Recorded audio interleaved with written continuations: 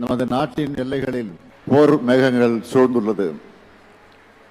பஹல்காம் சம்பவத்திலும் பாகிஸ்தான் இராணுவத்தின் குண்டுவீச்சிலும் நமது சகோதர சகோதரிகள் பலியாகியுள்ளார்கள்.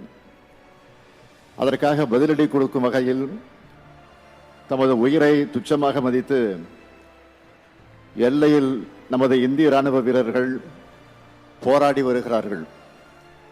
இறந்த அப்பாவி மக்களுக்கு அஞ்சலி செலுத்தும் விதமாகவும் நமது இராணுவ வீரர்களுக்கு மரியாதை செலுத்தும் விதமாகவும் இங்கு கூடியுள்ள அனைவரும் அமைதியாக ஒரு நிமிடம் எழுந்து நின்று நமது வீர வணக்கம் செலுத்திட வேண்டும் என்ற நான் உங்களை கேட்டுக்கொள்கிறேன்.